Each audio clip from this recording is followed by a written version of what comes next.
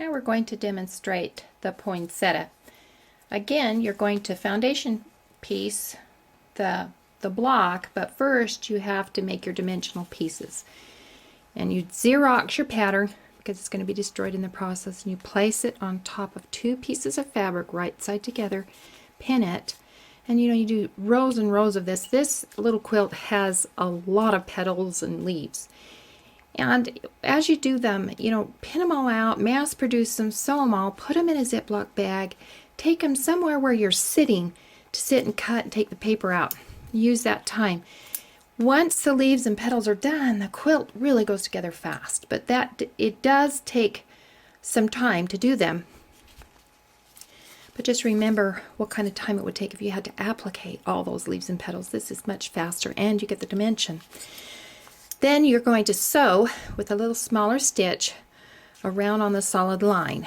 Then you're going to cut on the dash line, and that includes down the middle, and that's where you're going to turn it. Now you can cut the ends, and the other thing I have found in sewing is you do want to back stitch at each point, coming and going, because as we pull the paper out of the leaves right here, it's easy for those stitches to come apart. You put your finger there to kind of help.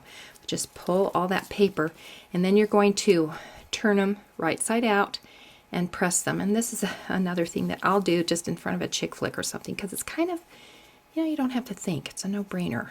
It's kind of nice to have some kind of storyline going while you do it. Once that is all done, you'll have lots of little pieces like this.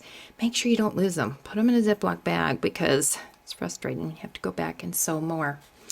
Now we're going to foundation piece, and of course we've Xeroxed our block, and the pieces are added in the order that they're numbered, and all of the pieces are background. We just have to stop and place our leaves and petals. So our number one is placed right side away. All your fabric's on the unprinted side, all your sewing is done with the printed side up. Now if you're not familiar with foundation piecing or paper piecing, go and watch our basic demonstration that's available on our website. It really is pretty simple. It's just weird, so you kind of want to watch it. So background fabric is placed to cover all of number one. Well, it's actually bigger than number one. Now we need to know where to place our first set of petals. And because there are no lines on this side, we turn it over and machine baste just where that first petal comes into the seam. Now the petal is showing you which side you're going to place your dimensional petals. It's going to be over the number one area. Now what you're going to do is stack the two petals together and place them so that the two open edges are 1/4 of an inch above that line. Now the better you are at stacking, the better point you'll get right here. Now some people place it and will just machine baste right there to hold it. I just pin baste it. Seems to do okay. Then you're going to cut a piece big enough for number two in background fabric, and you're going to place that right side down, right along the edge of your petal, your leaves or petals, because they're already 1/4 of an inch past the basting, and so all of these raw edges will be in that seam if they're following that petal. Then you're going to turn it over and stitch the whole length. Remember, you only stitched where the petal went into the seam. If you stitched the whole way when you were basting, you're still not going to know where that petal is. So it makes sense. You're only going to baste where the petal is, but then when you're ready to sew the whole seam, you're going to sew the whole seam.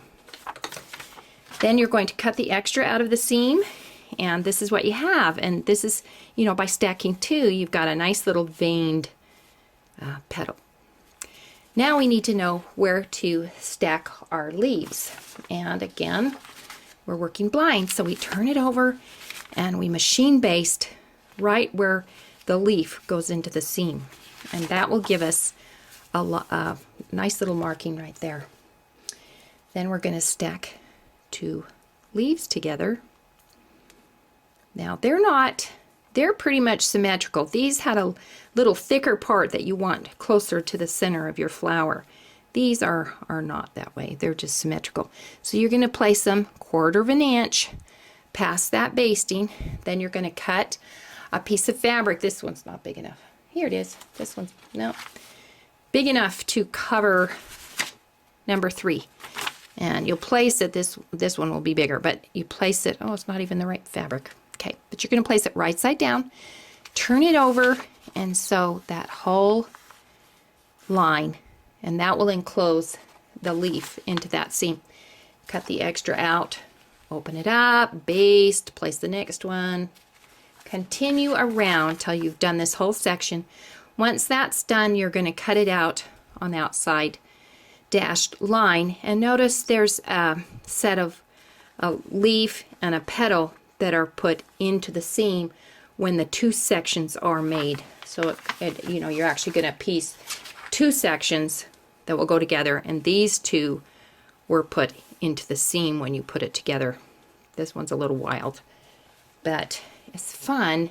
You can put different colors in here, make different flowers. Like a really popular one up in Canada, what they do is make the background green, and they do the centers orange and yellow, you know, with brown buttons, and it makes a really cute sunflower. Then when you put, you know, the whole thing together, you really have a beautiful quilt. Now the border is different, but just follow your color guide. They're just sections like this, done the same way. Base, lay your leaf in, base, lay your petals in, same way as the center. And then put your buttons on there, and you've got just a beautiful quilt. It really is simple. I mean, the thing that takes the longest are making the petals and leaves, but just kind of do them brainless, put them in a Ziploc bag where you're sitting somewhere, finish them. Then the thing goes together fast, especially if you mass produce. So if you lay all your number 1s, you know, based, lay your petals, lay all your number 2s, this goes together actually very fast. I hope you have fun with it.